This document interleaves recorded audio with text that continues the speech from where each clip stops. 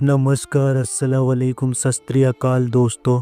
आज मैं आप लोगों के लिए ऐसी कहानी लेकर आया हूँ जो सिर्फ कहानी नहीं, एक एहसास है। माँ और उसके बेटे के बीच का रिश्ता जो लफ्ज़ों में नहीं, सिर्फ जज्बात में होता है। ये कहानी है रवि और उसकी माँ संता की। एक ऐसे प्यार की कहानी जिसे समझने में लोग पूरी जिंदगी लगा देते हैं।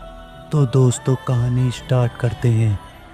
रवि अपनी माँ के साथ एक छोटे से गांव में रहता था। उसकी माँ ने ही उसे बचपन से पाला पोसा और उसके फादर की मृत्यु उसे जन्म देने से पहले ही हो गई थी। रवि की माँ रवि से बोलती है, बेटा सुबह हो गई, उठ जा, स्कूल जाना है। रवि रोते हुए बोला, नहीं माँ, मैं स्कूल नहीं जाऊँगा।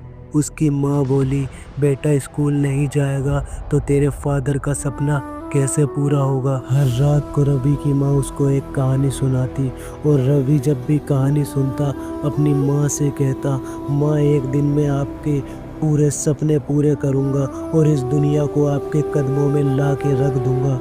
ये सब सुन के रवि की माँ थोड़ा सा मुस्कुरा देती और रवि की तरफ देखने लगती। कहानी सुनाते वक्त उनकी आंखों में थकान थी क्योंकि वो पूरे दिन सिलाई करती, लेकिन रवि के लिए उनका प्यार कभी कम नहीं हुआ। कुछ समय बाद रवि बड़ा हुआ और उसने अपने स्कूल से अच्छे नंबर लाकर कॉलेज में एडमिशन ले लिया। जब रवि ने कॉलेज में एडमिशन लिया था तो उसकी माँ ने अपने गहने तक बेच दिए क्योंकि उसको उसे पढ़ाना था और पढ़ाई के लिए उसने अपने गहने तक बेच दिए और रवि अपने कॉलेज के लिए शहर चला गया। शहर जाके रवि थोड़ा बदल गया। जब भी उसकी माँ उसको कॉल करती तो रवि एक ही बात बोलता, माँ काम में बिजी हूँ, माँ बाद में कॉल करना। और रवि अपने दोस्तों के साथ बिजी और अपने काम में बिजी, शहर की भाग दौड़ में बिजी। उसकी माँ उसके हर समय कॉल आने का इंतज़ार करती और गेट पे यही देखती रहती कि कब रवि का कॉल आए और कब रवि घर पे आए। ये सब करके रवि अपनी माँ का एहसास खो बैठा। माँ ने सिर्फ इतना ही सोचा, मेरा बेटा बड़ा हो रहा है, उसके पास वक्त नहीं है, वो अपने सपनों को पूरा करने में बिजी है, क्या पता कभी तो कॉल करेगा। पर उसकी माँ का रवि के लिए कभी प्यार कम नहीं हुआ। कुछ टाइम बाद रवि की माँ बीमार हो गई और डॉक्टर ने बोला शायद इनके पास ज़्यादा टाइम नहीं है। रवि की माँ ने डॉक्टर से बोला, एक बार मुझे अपने बेटे को कॉल करने दो। और रवि की माँ ने रवि को कॉल किया और बोला, बेटा माँ बोल रही हूँ, थोड़ा सा वक्त मिले तो मुझसे मिलने आ जाना। रवि ने बोला, माँ मैं इम्पोर्टेंट मीटिंग में बिज़ी हूँ, बाद में कॉल करना। कुछ दिन बाद जब रवि ने अपनी माँ को कॉल किया तो उसकी पड़ोसन ने उठाया और रवि से बोला, बेटा आपकी माँ संता तो इस दुनिया में नहीं रही। और इतना ही सुनते ही रवि के पैरों के नीचे से ज़मीन खिसक। रवि की माँ जब तक जिंदा थी उसको उसके प्यार का एहसास नहीं हुआ। जब रवि की माँ इस दुनिया में नहीं रही तो रवि को एकदम से थॉट आने लगे और वो घुटनों पे गिर गया। बस यही सोचने लगा और दौड़ता दौड़ता अपने गांव आया और अपने घर के अंदर गया।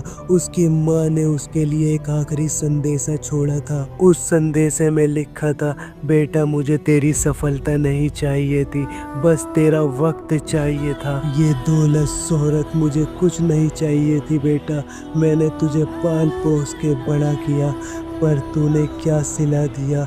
आज मैं इस दुनिया में नहीं हूँ, अब तुझे एहसास होगा मेरे बेटा, पर मेरा प्यार तेरे से कभी कम नहीं होगा। मेरी हमेशा यही दुआ है, इस दुनिया का तू सबसे अमीर आदमी बने।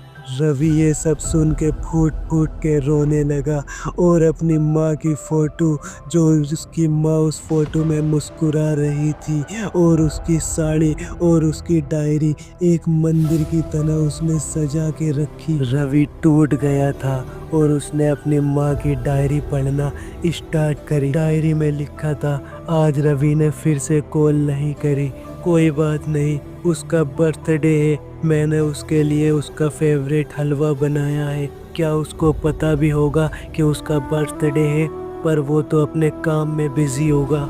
कोई बात नहीं, मेरी दुआ हमेशा मेरे बेटे के साथ है। माँ ने अपना हर दर्द छुपाया और खुद से इंतजार किया क्योंकि वो माँ थी। रवि ने उस कमरे को कभी बंद नहीं किया। रवि ने अपनी माँ के कपड़ों को, अपनी माँ की डायरी को, अपने माँ के फोटो को एक मंदिर की तरह सजा के रखा। तो दोस्तों, जिंदगी में सफलता ज़रूर पाना, लेकिन जिन लोगों ने आपकी सफलता के पीछे अपने सपनों को उजाड़ा है, उनके लिए वक्त निकालना कभी मत भूलना। माँ आप लोगों से कुछ नहीं मांगती, एक कॉल, एक फ़ोन, एक मुलाकात और आपका वक्त। अगर आज आपकी माँ आपके पास है तो जाओ, गले लग जाओ, क्योंकि कल हो ना हो। मैं आपका प्यारा A to Z story world. अगर आप लोगों को स्टोरी अच्छी लगी हो तो प्लीज़ चैनल को लाइक, सब्सक्राइब और एक कमेंट ज़रूर करें, और कमेंट में बताएं स्टोरी का बेस्ट पार्ट आपको कौन सा लगा। मिलते हैं अगली कहानी में। तो गाइस, बाय बाय।